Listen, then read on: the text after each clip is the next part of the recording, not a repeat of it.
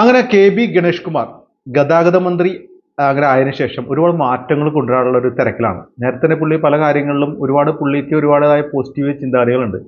ഒരുപാട് നമ്മൾ അതിനെ അപ്രീഷിയേറ്റ് ചെയ്തിട്ടുണ്ട്. അതുപോലെ തന്നെ ഗതാഗത മന്ത്രിയായിട്ട് കയറുമ്പോൾ ഒരുപാട് മാറ്റങ്ങൾ KSRTC അടക്കം ചില മാറ്റങ്ങൾ കൊണ്ടുവരുമെന്നൊക്കെ പ്രതീക്ഷിച്ചു. പക്ഷേ എന്നാലും ചില പഴഞ്ചൻ ചിന്താഗതിക്കാരുണ്ട് അല്ലേ? അതിനകത്ത് തന്നെ KSRTCയുടെ പ്രശ്നങ്ങളൊക്കെ അങ്ങനെ വന്നൊന്നും കണ്ടില്ല, പിന്നെ അവിടെ നിൽക്കുവാണ്. അതെന്തെങ്കിലും ആവട്ടെ. ഈ ഡ്രൈവിംഗ് ലൈസൻസ് ആയിട്ട് ബന്ധപ്പെട്ടതിൽ ഈ കാര്യത്തിൽ പോസിറ്റീവ് ഉണ്ട്, നെഗറ്റീവ് ഉണ്ട്. അപ്പോൾ നമ്മുടെ പോയിന്റ് ഓഫ് വ്യൂ ചില കാര്യങ്ങൾ പറയുമ്പോൾ, ഇപ്പോൾ ഉദാഹരണമായിട്ട് ഡ്രൈവിംഗ് സ്കൂളായിട്ട് ബന്ധപ്പെട്ട ആൾക്കാരൊക്കെ അതിനകത്ത് ആകുലത പ്രകടിപ്പിച്ചിട്ടുണ്ട്. ഏകദേശം കേരളത്തിൽ തന്നെ ഒരു 6500ഓളം ഡ്രൈവിംഗ് സ്കൂളുകൾ തന്നെ ഉണ്ട്. അപ്പോൾ നമ്മളൊക്കെ പഠിച്ചതും ഏകദേശം ഇപ്പോൾ ഒരു 9000 മുതൽ 12000 15000 വരെ ഇപ്പോൾ ഡ്രൈവിംഗ് ലൈസൻസ് എടുക്കാൻ ചാർജ് വരുന്നുണ്ട്. അതൊക്കെ ആൾക്കാർ ഇങ്ങനെ ചെയ്തുകൊണ്ടിരിക്കുകയാണ്. വളരെ വലിയ ബുദ്ധിമുട്ടുകളില്ല. അത്യാവശ്യം എച്ചും എട്ടും ഒക്കെ വരച്ച് റോഡ് ടെസ്റ്റ് ഒക്കെ ചെയ്ത് അത്യാവശ്യം ആർക്കും ഡ്രൈവിംഗ് ലൈസൻസ് എടുക്കാവുന്ന ഒരു കാലഘട്ടത്തിലേക്കാണ് ഇപ്പൊ തന്നെ നിയമങ്ങൾ ശരിക്കും ഒരു വല്ലാതെ ബുദ്ധിമുട്ടിക്കും. ചിലപ്പോൾ വലിയൊരു കൂട്ടം ആൾക്കാർക്ക് ജസ്റ്റ് ലൈസൻസ് സ്വപ്നങ്ങൾ മാത്രമാവും. അപ്പൊ നമുക്ക് ആദ്യം ഒരു ഒരുപാട് കാര്യമുണ്ട്. ഞാൻ ചില നോട്ട് ചെയ്ത കാര്യങ്ങൾ പറഞ്ഞു. ഒന്ന്, ഡ്രൈവിംഗ് ഇൻസ്ട്രക്ടർമാരായിട്ട്, ഡ്രൈവിംഗ് ഓടിപ്പിക്കാൻ വണ്ടിയിൽ നമ്മൾ അടുത്തിരുന്ന ഇൻസ്ട്രക്ടർമാരായിട്ട് ഈ പറഞ്ഞ മോട്ടോർ മെക്കാനിക്കൽ അല്ലെങ്കിൽ മെക്കാനിക്കൽ എഞ്ചിനീയറിംഗ് പഠിച്ച ആൾക്കാർ മാത്രമേ നിൽക്കാൻ പാടുള്ളൂ നിയമമുണ്ട്. അത് എനിക്കത് കോമഡി ആയിട്ട് തോന്നിയത്. ഇങ്ങനത്തെ ആൾക്കാർ മാത്രം ഇൻസ്ട്രക്ടറായിട്ട് നിൽക്കുമ്പോൾ ശരിക്കും പറഞ്ഞാൽ ഏറ്റവും വലിയൊരു ക്ഷമ വേണ്ട ഒരു സാധനം തന്നെയാണ് ഈ പറഞ്ഞ അടുത്ത ഒരാളെ വണ്ടി പഠിപ്പിക്കാതെ. എന്ത് സാധനം പഠിപ്പിക്കുക എന്നുള്ള വല്ല ക്ഷമ വേണ്ട ഒരു കാര്യമാണ്. ഒരുപാട് തലക്ക് അടിയും കിട്ടും തട്ടൊക്കെ കിട്ടിയാണ് നമ്മൾ ഇത് പഠിച്ചെടുത്തത്. നമുക്ക് ഡ്രൈവിംഗ് സ്കൂളിൽ പോകേണ്ടി വന്നിട്ടില്ലെങ്കിൽ പോലും നമ്മൾ അർദ്ധമാരൊക്കെ പഠിപ്പിച്ച അങ്ങനെയാണ്. അപ്പൊ ഇത് ഭയങ്കര ക്ഷമയുള്ള ആൾക്കാർക്ക് ഇത്രയും പഠിച്ച ആൾക്കാർ വന്ന് എടുക്കുമെന്ന് മാത്രമല്ല, ഇനി അഥവാ വന്നാൽ തന്നെ ഇതിന്റെ വരാൻ പോലെ എന്ന് വെച്ചാൽ നമ്മുടെ ഈ മെഡിക്കൽ സ്റ്റോർ തുടങ്ങാൻ ഡിഫാം പാസ്സായ ആൾക്കാർ വേണമെന്നൊക്കെ പറയില്ലേ? എത്ര മെഡിക്കൽ ഷോപ്പ് ഇത് പാസ്സായാലും അത് നടത്തുന്നുണ്ട്. അവർ ലൈസൻസ് വെച്ചല്ലേ പലരും ചെയ്യുന്നത്. അതുപോലെ തന്നെ ഇതിലേക്ക് വരും. ഇതും ഒരു അഴിമതിക്കുള്ള കാര്യങ്ങളൊക്കെ തന്നെയെന്ന് എനിക്ക് തോന്നിയിട്ടുള്ളൂ. അതിനകത്ത് വലിയൊരു ഇതൊന്നും തോന്നില്ല. അത് വലിയൊരു സിസ്റ്റമാറ്റിക് ആയിട്ട് തോന്നില്ല. പക്ഷേ ഇൻസ്ട്രക്ടർമാർക്ക് ഒരു നല്ലൊരു അതനുസരിച്ചുള്ള പഠനങ്ങൾ അതെന്തൊക്കെയാണെന്ന് പറഞ്ഞു കൊടുക്കുക, നിയമങ്ങൾ അറിയാമെന്നുള്ളത് വലിയൊരു പോസിറ്റീവ് ആയിട്ടുള്ള ഇത് തന്നെയാണ്. അത് ഓൾറെഡി നമുക്ക് അവിടെ തെറ്റൊന്നുമില്ല. പിന്നെ രണ്ടാമത് തന്നത്, ഉദാഹരണമായിട്ട് ഇപ്പൊ നേരത്തെ നമ്മളൊരു ഡ്രൈവിംഗ് ടെസ്റ്റ് നടക്കുന്ന ദിവസം ഏകദേശം 100 മുതൽ 150 വരെ ഡെയിലി ടെസ്റ്റുകൾ പലതും നടക്കുന്നുണ്ട്. ഇപ്പൊ പുതിയ നിയമപ്രകാരം പറഞ്ഞത് 30 പേരാണ്. 30 പേരിൽ 20 പേര് പുതിയതും 10 പേര് നേരത്തെ ടെസ്റ്റ് ചെയ്ത് പാസ്സാവാതെ പോയവർക്കുള്ളതാണ്. 30 പേര് വെച്ച് ഏകദേശം 100-150 പേര് നടത്തിയിട്ട് പോലും ഒരു മാസത്തോളം ഈ പറഞ്ഞ ഈ ആൾക്കാർ കാത്തിരിക്കുകയാണ് ലൈസൻസും അത് ടെസ്റ്റിന് കിട്ടാൻ വേണ്ടി. ആ ഒരു അവസ്ഥയിൽ 30 പേരാക്കി എന്തായിരിക്കും അവസ്ഥ? ഇത് ശുദ്ധ പൊട്ടത്തരം തന്നെ പറയാൻ പറ്റുള്ളൂ. അപ്പൊ അതിൽ മാറ്റം വരുത്തണം. ഏകദേശം 100-ൽ കുറയാണ്ടെങ്കിലും മിനിമം ടെസ്റ്റ് ഡെയിലി ചെയ്യാൻ പറ്റി മാത്രമാണ് നമ്മുടെ ഇപ്പോഴത്തെ കേരളത്തിന്റെ പ്രശ്നം. അല്ലെങ്കിൽ ഇത് വലിയൊരു പ്രക്ഷോഭത്തിന് ഇടയാക്കും. എന്ന് പറഞ്ഞാൽ നമ്മളില്ലേ 100ഓളം പേരധികം ഒരു മാസത്തിന് മുകളിൽ കാത്തിക്കോണ് ടെസ്റ്റ് എന്നുള്ള ദിവസത്തിന് വേണ്ടി. ആ സമയത്താണ് 30 പേരൊക്കെ. അത് ഇതുമായൊരു പൊട്ടത്തരം തന്നെ പറയുമ്പോൾ ഇതിന് മാറ്റങ്ങൾ വരുത്തുന്നുണ്ട്.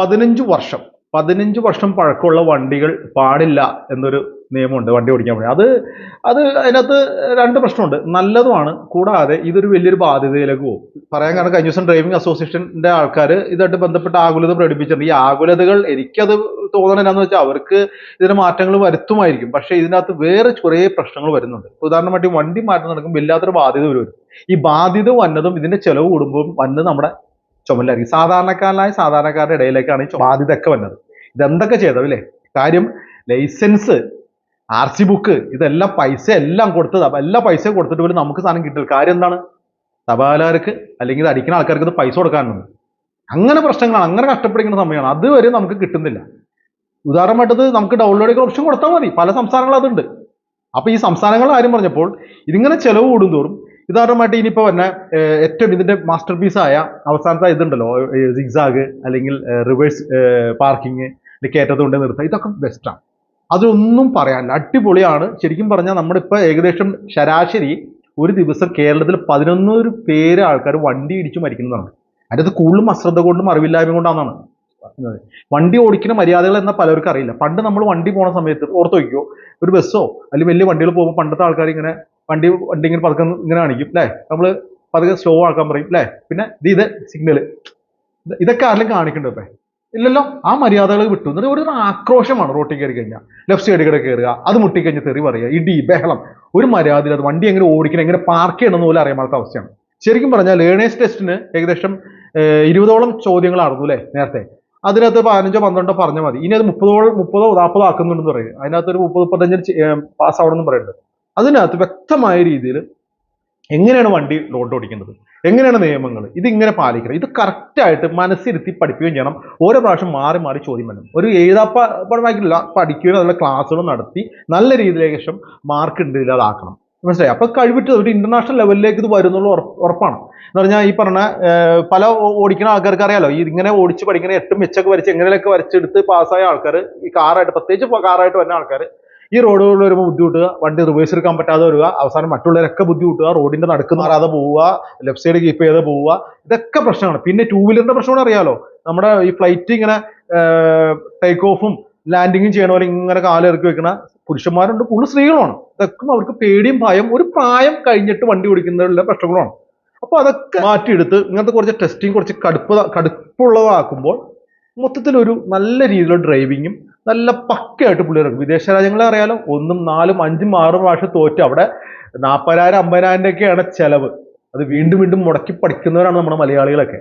അപ്പൊ പിന്നെ ഇവിടെ ഇന്റർനാഷണൽ ലെവലിൽ തെറ്റൊന്നുമില്ല. പക്ഷേ ഇതെല്ലാം പറയുമ്പോൾ തന്നെ ഈ നിയമങ്ങൾ വരുന്നത് നമുക്ക് എത്രത്തോളം അത് ഉപകാരപ്പെടും, അത് എങ്ങനെയൊക്കെ വരും, എന്തൊക്കെ മാറ്റം വരും എന്ന് ഇപ്പോഴും അറിയാൻ പാടില്ല. ഈ രീതിയിൽ ഈ പറഞ്ഞ ആംഗുലർ പാർക്കിംഗ്, സിഗ്സാഗ്, റിവേഴ്സ്, ഇത് പറയുന്ന സിസ്റ്റങ്ങളൊക്കെ പറഞ്ഞ പുതിയ സിസ്റ്റത്തിൽ വരുമ്പോൾ ഏകദേശം ഇപ്പോൾ 20 സ്ക്വയർ ഫീറ്റിൽ ഇത് പറ്റുന്നു. പക്ഷേ 20 സ്ക്വയർ ഫീറ്റ് പറ്റില്ല എന്നാണ് പലരും പറഞ്ഞത്. അപ്പോൾ ഏകദേശം ഒരു 30, 50 സെന്റോളം സ്ഥലങ്ങൾ വേണം ഈ സാധനം നടത്താൻ. അതിനുള്ള സ്ഥലങ്ങളുണ്ടോ? അത് ഈ പറഞ്ഞ ഇപ്പൊ ഡ്രൈവിംഗ് സ്കൂൾ സാധാരണ 6500 വരുന്ന ഡ്രൈവിംഗ് സ്കൂളുകാർക്ക് അത് പറ്റുമെന്ന് തോന്നണം. അപ്പൊ ഈ സാധനം പോണ എവിടെ ആയിരിക്കും? കോർപ്പറേറ്റ് കമ്പനികളിലേക്ക് ആയിരിക്കും. ഉദാഹരണമായിട്ട് മാരുതിക്കുണ്ട്, ടൊയോട്ടയ്ക്കുണ്ട്, പല കമ്പനികൾ ഏറ്റെടുക്കുമ്പോൾ ഒരു കൂട്ടം ആൾക്കാരെ അവിടെയൊക്കെ ഏകദേശം 15,000 മുതലുണ്ട്.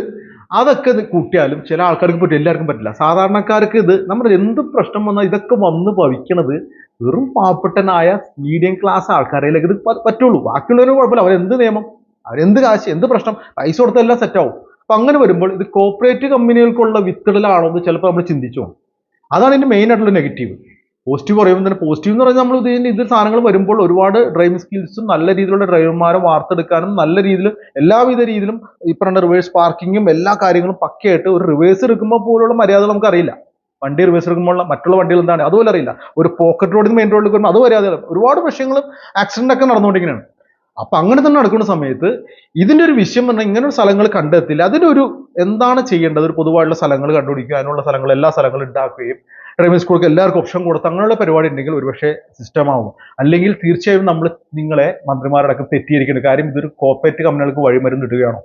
അവർ ഇതിലേക്ക് വന്നു കഴിഞ്ഞാൽ അവർക്കത് വിഷയമല്ല. 50 സെന്റോ 1 ഏക്കറൊക്കെ എടുത്തിട്ട് നടത്താൻ നല്ല രീതിയിൽ ചാർജും വാങ്ങിച്ച് നടത്തുമ്പോൾ ശരിക്കും പറഞ്ഞാൽ ഒരുപാട് ആൾക്കാർ വയറ്റിപ്പഴപ്പില്ലാതെ, ഒരുപാട് ആൾക്കാർ പറഞ്ഞാൽ ഒരുപാട് ആൾക്കാർ ഇതായിട്ട് ജീവിച്ചു പോകുന്ന ആൾക്കാർ, ചെറുതും വലുതുമായ ഒരുപാട് ആൾക്കാർ ഇതായിട്ട് ജീവിച്ചു പോകുന്ന ആൾക്കാരുണ്ട്. അവർക്കൊക്കെ വയറ്റിപ്പഴപ്പ് നിന്നുകൊണ്ട് അവസ്ഥയാവും. ശരിക്കും പറഞ്ഞാൽ ഇതിന്റെ നെഗറ്റീവ് എന്ന് പറഞ്ഞാൽ ഈ കാര്യങ്ങളും, പോസിറ്റീവ് എന്ന് പറഞ്ഞാൽ ഇങ്ങനത്തെ കുറേ കാര്യങ്ങൾ മാറ്റങ്ങൾ വരുത്തുന്നത് നല്ലതാണ്. നമ്മൾ കാലങ്ങളനുസരിച്ച് എല്ലാത്തിലും മാറ്റങ്ങൾ വരുത്തണം. പുതിയ സംസ്കാരം നമ്മൾ പഠിക്കേണ്ടി വരും. പക്ഷേ അടിസ്ഥാനമായി സൗകര്യങ്ങൾ ഒതുക്കിയിട്ട് വേണം ചെയ്യാമെന്നുള്ള പ്രത്യേകം പറയാറുണ്ട്. എടുത്ത് പിടിച്ച് തീരുമാനം എടുക്കാതെ അതിന് സിസ്റ്റമാറ്റിക്കായിട്ട് പതുക്കെ പതുക്കെ എല്ലാ കാര്യങ്ങളും ചെയ്ത് കൊടുത്ത് ചെയ്യണം. അല്ലെങ്കിൽ ഇത് ശരിക്കും പറഞ്ഞാൽ വല്ലാത്ത വിമർശനത്തിന് ഇടയാകും. ചിലപ്പോൾ പണിയാവും, പാവപ്പെട്ടനെ ഇടങ്ങേറാവും. അതാണ് ഇത് പോണ പോക്ക്.